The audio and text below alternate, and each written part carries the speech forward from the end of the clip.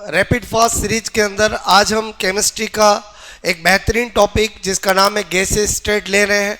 लगभग हर बार एक क्वेश्चन आता है, तो अभी मैं आपको रैपिड फास्ट तरीके से इस गैसियस स्टेट टॉपिक के अंदर कौन कौन से फॉर्मूले याद रखने हैं, कौन से बेसिक लॉजिक है, वो आपको मैं सारे याद करा दूंगा। क्लियर? तो स्टार्ट करते हैं। गैसियस स्टेट के अंदर सबसे पहला हमारा कॉन्सेप्ट होता है, वो होता है laws of gases. Clear? Okay, गैसों के नियम। क्लियर? गैसों के नियम। और हमें पता होना चाहिए गैसों के 4 नियम होते हैं। एक नंबर 1 होता है बॉयल का नियम। क्लियर? ओके, बॉयल का नियम। बॉयल के नियम के अंदर टेम्परेचर क्या रहता है? कांस्टेंट। और अगर टेम्परेचर कांस्टेंट रहता है तो यहाँ पर PV = nRT। तो आपको मैंने कहा इफ n बराबर 1 मोल गैस और T वैसे ही कांस्टेंट है, R कांस्टेंट है, तो PV = क्या हो गया? कांस्टेंट। और इस केस में P और V क्या होता है? Inversely proportional. इसीलिए आपको पता होना चाहिए बॉयल्स लॉ को हम प्रेशर वॉल्यूम लॉ भी कहते हैं। उसके बाद नंबर 2 बात करते हैं यहाँ पर चार्ल्स का नियम। क्लियर? Okay, Charles law. तो चार्ल्स का नियम में क्या कांस्टेंट रहता है? प्रेशर कांस्टेंट रहता है। बोलो क्लियर? ओके, और इसमें मैंने कहा PV = nRT। इफ आपको मैंने बोला n बराबर 1 मोल गैस और प्रेशर ऑलरेडी कांस्टेंट है, R यूनिवर्सल गैस कांस्टेंट है, तो V directly proportional to T, यानी इसे वॉल्यूम टेम्परेचर लॉ भी कहते हैं। ओके, इसी तरह से बात करें यहाँ पर गैलुसाक का नियम। ठीक है? तो इसके अंदर आपका वॉल्यूम कांस्टेंट रहता है। क्लियर? क्या किसमें कांस्टेंट रहता है? बस वो आपको याद होना चाहिए। क्लियर? ये क्या रहता है? नियत। तो PV = क्या होगा? nRT। और इफ मैंने कहा n बराबर 1 मोल गैस। क्लियर? और वॉल्यूम ऑलरेडी बोलो आपका कांस्टेंट है, तो आपका इस केस में बोलो आपका P directly proportional to T, यानी इसे प्रेशर टेम्परेचर लॉ भी कहते हैं। अभी लैब असिस्टेंट के अंदर क्वेश्चन आया था कि बोलो इस नियम को क्या कहते हैं, तो आपको पता होना चाहिए कि किसको प्रेशर वॉल्यूम लॉ कहते हैं, किसको वॉल्यूम टेम्परेचर लॉ कहते हैं, किसको वॉल्यूम प्रेशर लॉ कहते हैं। और नंबर 4 है आवोगाद्रो का नियम। ठीक है?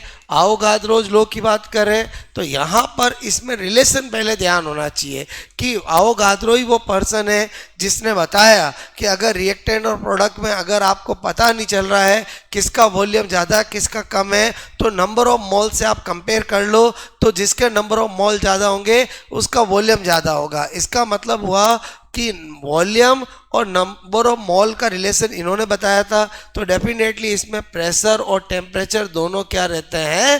कांस्टेंट। ओके, तो आई होप आपको सबसे पहले जब भी हम गैसियस स्टेट पढ़ते हैं तो आपको चारों लॉ का आइडिया होना चाहिए। ओके, उसके बाद नंबर 2 हम बात करते हैं ideal gas equation. Clear? Okay, ideal gas equation, आदर्श गैस समीकरण, इन्हीं गैसेस लॉ से बनी है ये। बोलो क्लियर? आदर्श गैस समीकरण। ओके, तो आपको मैंने कहा बोलो आपका 4n mole gas. Clear? n mole gas के लिए क्या होती है? PV = nRT। क्लियर? ओके, और मैंने बोला 4n molecule. Clear? Okay, of gas, तो इसके लिए होती है PV = nKT। ध्यान रखना दोनों ही आइडियल गैस इक्वेशन है। ये n मोल के लिए है, ये n मोलिक्यूल के लिए है। जो n मोल के लिए जो R आता है उसको बोलते हैं यूनिवर्सल गैस कांस्टेंट। सभी गैस के लिए इसकी वैल्यू सेम होती है, सार्वत्रिक गैस नियतांक। क्लियर? ओके, तो आपको मैंने कहा इसकी जो वैल्यू होती है 0.083, ये होती है atmosphere litre mall inverse kelvin inverse. इसी तरह से इसकी वैल्यू 8.3 होती है joule mall inverse kelvin inverse. इसी तरह से इसकी वैल्यू ऑलमोस्ट मैंने कहा 2। Clear? Okay, calorie mall inverse kelvin inverse. आई होप आपको मेरी बात समझ में आई होगी। क्लियर? ओके, तो इस तरह से हम यहाँ पर आर को जाना, क्योंकि आर तो इस चैप्टर में जगह जगह काम आता है। इसी तरह से जो आपका यहाँ पर के है, के क्या होता है? बोल्ट्जमान। ओके, मैंने कहा कांस्टेंट। क्लियर? तो बोल्ट्जमान कांस्टेंट की वैल्यू कभी नहीं याद रखनी है, बस ये ध्यान रखो ये आर अपॉन एन है, तो वैल्यू तो हम कभी भी निकाल लेंगे। बोलो क्लियर? ओके, अगर ये मैंने 8.3 यहाँ पर मैंने लिखा joule, okay, mall inverse kelvin inverse. Clear? Okay, और हमें पता है कि Na की वैल्यू 6 इंटू 10 की पावर 23 मॉल इनवर्स। तो मॉल इनवर्स से मॉल इनवर्स कट हो गया, तो ये आपका 1 पॉइंट समथिंग। क्लियर? ओके, मैंने कहा 1.38 इंटू 10 की पावर -23, बोलो आपका जूल केल्विन इनवर्स आ जाएगा। क्लियर? ओके, तो आई होप आपको ये दोनों समझ में आए होंगे। अगर आपको एक मोल के लिए बोले, क्लियर? ओके, एक मोल गैस के लिए पीवी इक्वल टू क्या हो जाएगा? आरटी। अगर एक मोलिक्यूल, क्लियर? ओके, एक मोलिक्यूल के लिए बोले तो पीवी इक्वल टू क्या हो जाएगा? केटी। आई होप आपको मेरी बात समझ में आई होगी। हमें तो यही ध्यान रखना है, हमें जनरली हमारा एग्जाम में पूछा जाता है आइडियल केस इक्वेशन, तो पीवी इक्वल टू एनआरटी निकलता है। लेकिन अगर एग्जामिनर होशियार हुआ, उसने कंडीशन के साथ पूछ लिया N, okay, number of molecule के लिए आइडियल केस इक्वेशन, तो फिर आपका क्या होगा? पीवी इक्वल टू एन के टी। ओके, आपको यहाँ पर मैंने नंबर 2 में आइडियल केस इक्वेशन का पूरा फॉर्मेट बताया। उसके बाद आगे बढ़ते हैं। हमें यहाँ पर density, clear? Okay, of gaseous substance, second grade में यहाँ से भी 2 बार क्वेश्चन आ चुका है कि गैसीय पदार्थ के घनत्व का सूत्र। क्लियर? ओके, गैसीय मैंने कहा पदार्थ का घनत्व। ओके, कोई दिक्कत नहीं, हम जानते हैं यहाँ पर पीवी इक्वल टू क्या होता है? एनआरटी। एन क्या है? Mole of gas, mass divide by molar mass. Clear? तो PV equal to M upon M W R T. इस एम को इधर लाएंगे तो आपका यहाँ पर ये R T upon M W. अब हमने देखा कि इसमें मास, बोलो वॉल्यूम को नीचे ले जाऊंगा। Clear? R T upon M W. हमने देखा ये क्या बन गया? डेंसिटी। क्लियर? तो आपका R T upon M W. अब हमें तो डेंसिटी निकालनी है। क्लियर? डेंसिटी का फॉर्मूला, डेंसिटी को इधर लाए तो ये P M W upon R T. I hope आपको मेरी बात समझ में आई होगी। एम डब्ल्यू क्या होता है? आप कहोगे molar, okay, mass of gas. Clear? Okay, तो इसका मतलब हुआ कि किसी भी गैस की जो डेंसिटी होती है वो उसके मोलर मास यानी मोलिकुलर वेट के डायरेक्टली प्रोपोर्शनल होती है, और ये फॉर्मूला डायरेक्ट एग्जाम में पूछा गया है। क्लियर? ओके, अगर वो बोल दे कि मोलर मास कैपिटल एम है तो हम यहाँ कैपिटल एम रख देंगे, जो बोले एक्स है तो एक्स रख देंगे। क्लियर? आई होप कभी भी निकाल सकते हैं। जिन चीज़ों को आप 10 से 20-30 सेकंड में निकाल सकते हैं उनके फॉर्मूले याद नहीं करने चाहिए। ज़्यादातर स्टूडेंट एग्जाम टाइम में घबराते क्यों हैं? क्योंकि वो बहुत ज़्यादा चीज़ें याद कर लेते हैं। मैं हमेशा अपने स्टूडेंट को एक ही सिखाता हूँ, कम चीज़ें याद रखो, ज़्यादा अप्लाइड करना सीखो, आपकी अप्रोच ज़्यादा होगी, आप कॉन्फिडेंटल ज़्यादा होंगे। क्लियर? उसके बाद आ जाता है नंबर 4। नंबर 4 के अंदर क्या बता रहा हूँ? यहाँ पर ग्राहम का विसरण नियम। ओके, मैंने कहा डिफ्यूजन लॉ। क्लियर? ओके, यहाँ पर diffusion, okay, law. Clear? Okay, तो ग्राहम ने कहा कि rate of diffusion is inversely proportional to root of density. Clear? तो ये क्या है? बोलो आपको मैंने कहा डेंसिटी। क्लियर? ऑफ, मैंने कहा density of, clear, okay, diffuse. Clear? Okay, यहाँ पर density of, clear, okay, diffuse particle. ठीक है? अच्छा, यहाँ पर ये क्या है? Rate of diffusion. Clear? Okay, यहाँ पर मैंने कहा यह है विसरण की दर। क्लियर? अब क्या होता है, अगर आपको अप्लाइड क्वेश्चन करने हैं तो वो इससे सोल्व नहीं होंगे। तो अभी अभी हमने देखा कि हमें पता है कि डेंसिटी जो होती है वो आपका क्या होती है, molecular weight of gaseous substance के डायरेक्टली प्रोपोर्शनल होती है। तो इसी ग्राम के डिफिजन लॉ को अगर हम ऐसे कर दें, क्लियर? ओके, क्या कर दें, आर बोलो, clear, R is directly proportional to, ये बोलो आपको मैंने कहा 1/mw। अब हमें कोई 2 गैस दे, हमें 3 गैस दे, पूछे किसकी डेंसिटी ज़्यादा होगी, हम इजीली बता सकते हैं। यहाँ से क्वेश्चन एग्जामों में बने हैं। जैसे आपसे मैंने कहा, ओके, निम्न में से ओके किस, मैंने कहा गैस, ठीक है, किस गैस के विसरण की दर, ओके, विसरण की दर, rate of diffusion, rate of, clear, okay, diffusion, clear, okay, मैंने कहा सबसे अधिक, ओके, होगी। ठीक है, अधिक पूछे कम पूछे जो पूछे हम कर सकते हैं। एक है SO2, एक है N2, एक है O2, एक है H2। तो हमें पता है कि यहाँ पर जो हमारी रेट होती है वो मोलिकुलर वेट के इन्वर्सली प्रोपोर्शनल है। तो गिवन गैस में जिसका मोलिकुलर वेट कम होगा उसकी रेट ऑफ डिफ्यूजन ज़्यादा होगी, तो डेफिनेटली ये H2 ही होगा। अगर मुझे ऑर्डर भी पूछ लेते हैं, क्लियर, ओके, क्रम पूछते हैं, तो मुझे पता है सबसे ज़्यादा पहले कौन आता है, H2, क्लियर, देन उसके बाद आएगा N2, उसके बाद O2 और उसके बाद SO2। क्योंकि जिसका मोलर मास सबसे ज़्यादा होगा उसकी रेट ऑफ डिफ्यूजन क्या होगी, कम, यानी इसकी R क्या होगी, मैक्सिमम, और इसकी क्या होगी, मिनिमम। यहाँ इन कंपेरेटिवली बोलो, क्लियर।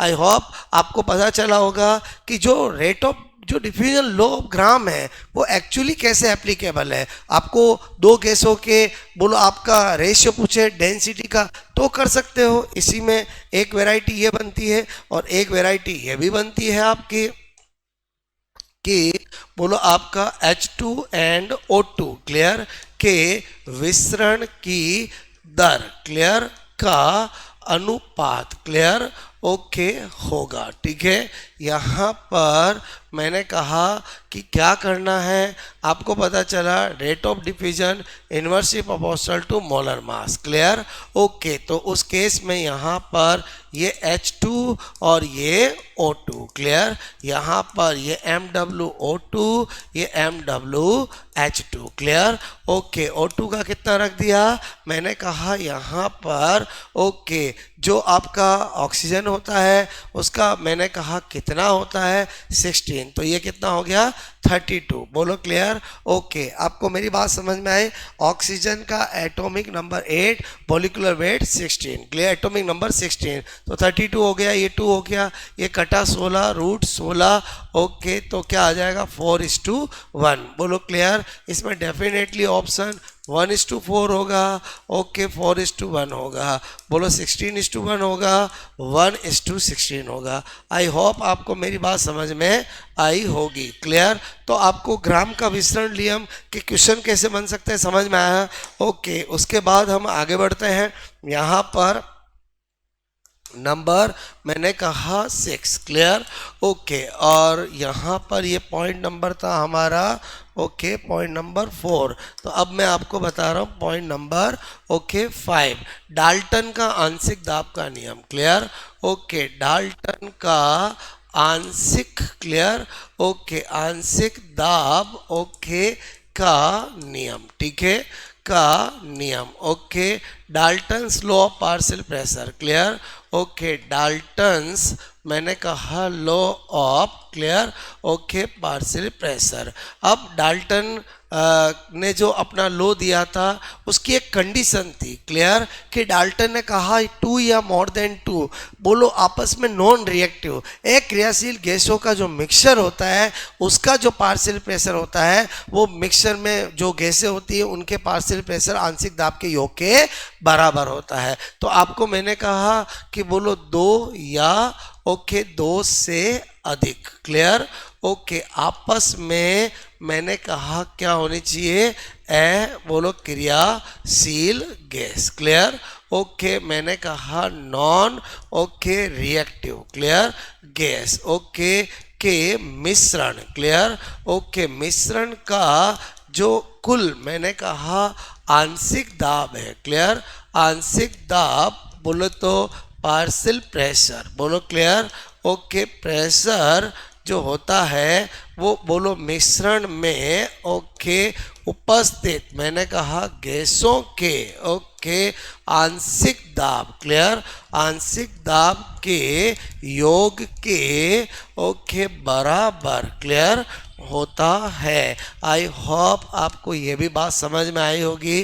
बोलो आपको मैंने कहा कि और एग्जाम्पल ए एंड बी ये नॉन मैंने कहा रिएक्टिव गैस है, बोलो क्लियर। ओके गैस है और इनके पार्शियल प्रेशर सपोजिट पीए और पीबी है, क्लियर। ओके ये क्या है आंशिक दाब। तो आपका 100% जो पी मिक्सचर होगा ओके उसका आंशिक दाब पीए प्लस पीबी होगा, क्लियर। अब इसमें कितनी वैरायटी के क्वेश्चन बन सकते हैं? बहुत सी बार तो एग्जाम में यही क्वेश्चन पूछा गया है कि बोलो निम्न में से ओके डाल्टन का आंशिक दाब, क्लियर। ओके आंशिक दाब का नियम, क्लियर। ओके नहीं मैंने कहा लागू, क्लियर होता है, क्लियर। ओके यानी डाल्टन्स मैंने कहा partial pressure, clear. Okay pressure okay law मैंने कहा नॉट मैंने कहा वैलिड ओके इन, ठीक है। पहला ऑप्शन दे रखा है H2 एंड O2, दूसरा ऑप्शन दे रखा है बोलो नियॉन एंड O2, तीसरा दे रखा है NH4 एंड Cl2, बोलो क्लियर। NH बोलो आपको मैंने कहा 3NCl और चौथा आपको दे रखा है यहाँ पर बोलो ऑल, क्लियर। तो आपको पता है मैंने पूछा नहीं लागू होता है तो आपस में नॉन रिएक्टिव मैंने कहा आपको नहीं लागू होता है A and C okay both. अगर मुझे पूछते किस पे लागू होता है तो बी हो गया, H2O2 आपस में रिएक्ट होगी, ये आपस में रिएक्ट होगी तो ए और सी पर लागू नहीं होता है। तो ऐसे क्वेश्चन में देखना जरूरी है कि लागू पूछते तो बी हो जाता है, नहीं पूछते तो ये हो जाता है, क्योंकि लागू किस में होता है जो आपस में नॉन रिएक्टिव गैस है। नियॉन है, नियॉन किसी से रिएक्शन नहीं करती है। आई होप आपको डाल्टन का पार्शियल प्रेशर लॉ समझ में आया होगा। उसके अलावा आपको दो नॉन रिएक्टिव गैसों के पार्शियल प्रेशर की वैल्यू दे दे और मिक्सर का पूछे तो भी हम निकाल सकते हैं, ओके। उसके बाद आगे बढ़ते हैं नंबर 6, क्लियर। नंबर 6 में आपको क्या बता रहा हूं यहां पर मैंने कहा ये KTG ओके यानी kinetic okay theory of gases, clear okay. वैसे ये पूरा एक टॉपिक होता है फिजिक्स में और यहाँ पर आपको KTG kinetic theory of gases गैसों का अणुगति सिद्धांत ओके, गैसों का अणुगति सिद्धांत, इसमें कुछ बातें कही है जो आपको पता होनी चाहिए। नंबर 1 बोलो एक ही गैस के सभी मॉलिक्यूल इक्वल होते हैं बट डिफरेंट डिफरेंट गैस के अनइक्वल होते हैं, एक पॉइंट। दूसरा KTG में कहा गया है कि बोलो जो आपकी गैसें होती है वो बहुत दूर दूर स्थित होती है, इसलिए गैस का जो वॉल्यूम होता है उसके कंपेयर में एक मॉलिक्यूल का वॉल्यूम जो होता है वो नेग्लिजिबल होता है। इसी तरह से बोला कि गैस के मॉलिक्यूल दूर दूर होते हैं, इसलिए गैसों में जो इंटरमॉलिक्यूलर अट्रैक्शन होता है उसको भी क्या माना जाता है, नेग्लिजिबल नगण्य माना जाता है। इसी तरह से टेम्परेचर इंक्रीज करते हैं तो गैसों की गतिज ऊर्जा बढ़ती है, क्योंकि जो गैसों की गतिज ऊर्जा होती है वो आपका 1/2 मैंने कहा 3/2 ओके KT होती है। तो यहाँ से पता चल रहा है कि अगर हम टेम्परेचर इंक्रीज करते हैं तो गैसों की गतिज ऊर्जा क्या होगी, बढ़ती है, बोलो क्लियर ओके। और गैस का जो दाब होता है वो उसकी किसी भी कंटेनर के बोलो दीवारों पर लगाए गए दाब के बराबर होता है, और गैसों की जो अणुओं की जो टक्कर होती है वो आपकी इलास्टिक होती है, इसलिए कोई हीट उत्पन्न नहीं होती है। यानी बोलो जो कोलेजन होती है टक्कर ओके, बोलो जो कोलेजन बिटवीन मैंने कहा होती है बिटवीन मैंने कहा gaseous okay molecule, clear okay, वो कैसी होती है, इलास्टिक मैंने कहा प्रत्याश। ओके, और प्रत्याश कोलेजन हम उसको कहते हैं जिसमें नो मैंने कहा हीट लॉस। ओके, आई होप आपको कुछ बातें जो मैंने वर्बली बताई, कुछ यहाँ पर बताई, वो समझ में आया होगा। वापस सुनो, केटीजी की जो बातें हैं वो आपको एज ए स्टेटमेंट पता होना चाहिए। जनरली यहाँ से क्वेश्चन आता है कि गैसों के अणुगति सिद्धांत के अनुसार गैसों के लिए क्या सही प्रॉपर्टी नहीं है या क्या कथन सही नहीं है, तो आपको इसकी 6-7 बातें पता होनी चाहिए। नंबर 1, समान गैस के सभी मॉलिक्यूल्स इक्वल होते हैं, सिमिलर होते हैं, बट डिफरेंट डिफरेंट गैस के डिफरेंट डिफरेंट होते हैं। नंबर 2, गैस का जो टोटल वॉल्यूम होता है उसके कंपेयर में एक मॉलिक्यूल का जो वॉल्यूम होता है वो नेग्लिजिबल माना जाता है। नंबर 3, गैस के मॉलिक्यूल बहुत दूर दूर स्थित होते हैं, इसलिए दो गैसों के मॉलिक्यूल के बिटवीन जो इंटरमॉलिक्यूलर अट्रैक्शन होता है, जो अंतराण्विक आकर्षण होता है, उसे नेग्लिजिबल माना जाता है। नंबर 4, अगर हम टेम्परेचर इंक्रीज करते हैं तो गैसों के अणुओं की गतिज ऊर्जा बढ़ती है। वो आपको इस फॉर्मूले से पता चल रहा है, क्योंकि काइनेटिक एनर्जी और टेम्परेचर एक दूसरे के डायरेक्टली प्रोपोर्शनल है। उसके बाद मैंने कहा गैस का जो दाब होता है वो पात्र की दीवारों पर लगाए गए दाब के बराबर होता है। और उसके बाद मैंने कहा गैसों के अणु में होने वाली जो कोलिजन है, टक्कर है, वो इलास्टिक होती है, प्रत्यास्थ होती है, इसलिए उसमें कोई हीट लॉस नहीं होता है। आई होप आपको केटीजी की सारी बातें समझ में आई होगी। अब यहां पर हमने देखा नंबर 7। ओके, एक होती है आइडियल गैस, क्लियर, और एक होती है रियल गैस, क्लियर। ओके, एक मैंने कहा यहां पर लिखा आदर्श गैस, क्लियर। ओके, और एक होता है बोलो वास्तविक गैस, क्लियर। ओके, वास्तविक मैंने कहा गैस। ओके, तो जो आइडियल गैस होती है उसका मतलब होता है ऐसी गैस जो सभी ताप, सभी दाब, सब पर गैसों के नियमों का पालन करती है, उसे हम क्या कहते हैं, आइडियल गैस। और जो सभी टेम्परेचर, सभी प्रेशर पर गैसों के नियमों का पालन नहीं करती है उसे हम रियल गैस कहते हैं। मैंने कहा वह गैस, ओके, जो सभी मैंने कहा temperature, clear, okay, and pressure, okay, पर मैंने कहा गैसों के नियमों, ओके, का बोलो क्या करती है, पालन, उसे हम क्या कहते हैं, आइडियल गैस। और मैंने कहा जो सभी ताप पर पालन ओके नहीं करती है, क्लियर, नहीं करती है, बोलो क्लियर। ओके, अब यहाँ पर नंबर 8 पॉइंट क्या बता रहा हूँ कि बोलो आपका यदि टेम्परेचर क्या होता है, हाई, बोलो क्लियर। ओके, टेम्परेचर क्या हो, मैंने कहा हाई यानी उच्च, क्लियर। ओके, और प्रेशर मैंने कहा क्या हो, दाब, बोलो आपका लो, ओके, निम्न, ठीक है।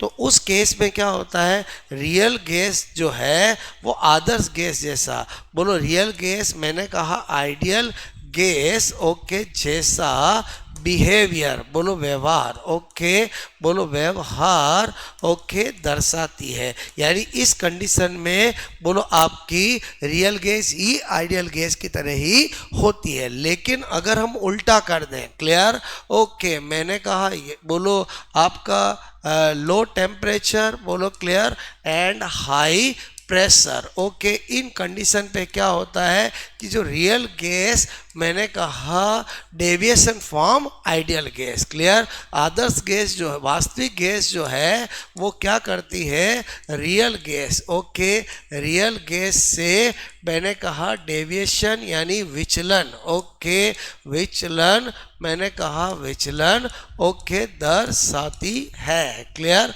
ओके, तो एग्जाम में अक्सर ये पूछा जाता है कि वास्तविक गैस आदर्श गैस से विचलन कब दर्शाएगी, बोलो हाई हाई लो लो लो हाई हाई लो। तो ध्यान रखना टेम्परेचर लो प्रेशर हाई, बोलो क्लियर। और टेम्परेचर हाई होगा प्रेशर लो होगा तो रियल गैस जो है वो आइडियल गैस ही होगी, क्योंकि क्या होता है कि तभी वो आइडियल गैस की तरह बिहेवियर शो करेगी। टेम्परेचर हाई और प्रेशर लो होने पर सारे के सारे केटीजी वाली बातें फुलफिल हो जाएगी, लेकिन जैसे ही टेम्परेचर लो करेंगे, प्रेशर हाई करेंगे तो मॉलिक्यूल नियर नियर आएंगे, तो फिर हम इंटरमॉलिक्यूलर अट्रैक्शन को नेग्लिजिबल नहीं मान सकते, फिर हम एक वॉल्यूम को गैस के कंपेयर में नेग्लिजिबल नहीं मान सकते। तो यहां पर आपको मेरी बात समझ में आई, तो अब आपको मैं यह बताना चाहता हूं कि real okay gas equation, clear. Ideal gas equation तो देखी थी, अब हम देखना चाहते हैं वास्तविक ओके गैस समीकरण। क्लियर।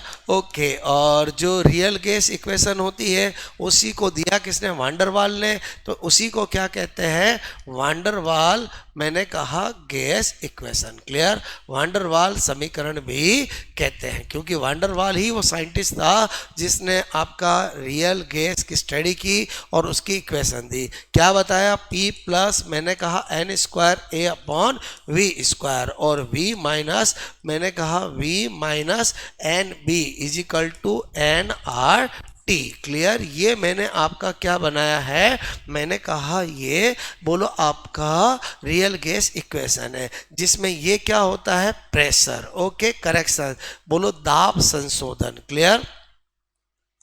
ओके दाब संशोधन यानी प्रेशर। ओके मैंने कहा करेक्शन। बोलो क्लियर। इसी तरह से ये क्या होता है, बोलो आयतन संशोधन। क्लियर। ओके यानी वॉल्यूम करेक्शन। क्लियर। क्या होता है, वॉल्यूम करेक्शन। अब बचपन से हमारे दिमाग में एक बात रहती है स्टूडेंट के, सर यहाँ पॉजिटिव आया यहाँ नेगेटिव आया, ऐसा क्यों। देखो मैं आपको वर्बली समझा रहा हूँ।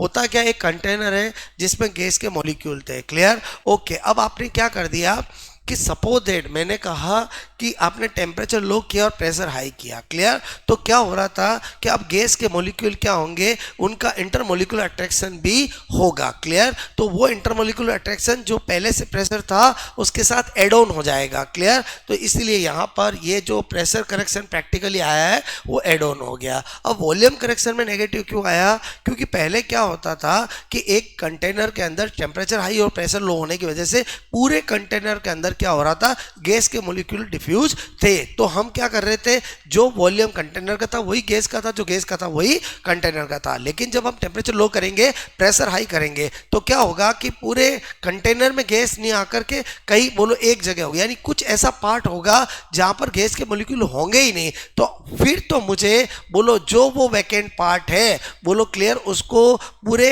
कंटेनर के वॉल्यूम में से लेस करना पड़ेगा, तभी मुझे गैस का वॉल्यूम मिलेगा। इसीलिए यहां पर लेस होता है। ओके और NRT, एन मतलब यहां पर मॉल ऑफ गैस। क्लियर। और A एंड B जो है उन्हें बोला जाता है वान डर ओके वाल नियतांक, वान डर वाल्स कांस्टेंट। बोलो क्लियर। ओके आई होप आपको ये समझ में आई होगी। A और B की यूनिट बहुत सी बार एग्जाम में पूछ लेते हैं, तो आपको कुछ नहीं करना, मैंने आपको बताया चीज़ों को हम तभी एडिशन और तभी सब्ट्रैक्शन कर सकते हैं जब वो यूनिट और डायमेंशन पॉइंट ऑफ से सेम हो। अगर आपको इसकी निकालनी है तो आपको यहाँ पर मैंने कहा ये 11 पॉइंट। क्लियर। अगर आपको यूनिट ऑफ ए निकालना है, क्लियर, तो आपको क्या करना होगा, P is equal to N square A upon V square. अगर आपको यूनिट ऑफ बी निकालनी है तो V is equal to N B, बस दैट्स ऑल हो जाएगा। आपको पता है इसकी क्या होती है, मीटर क्यूब। क्लियर। इसकी क्या होता है, मॉल, और इसकी निकालनी है तो B यूनिट ऑफ, मैंने कहा B क्या हो जाएगा, मैंने कहा ये meter cube divide by mole हो जाएगा। क्लियर। यहाँ पर ए की निकालनी है, उधर ले जाएंगे। क्लियर।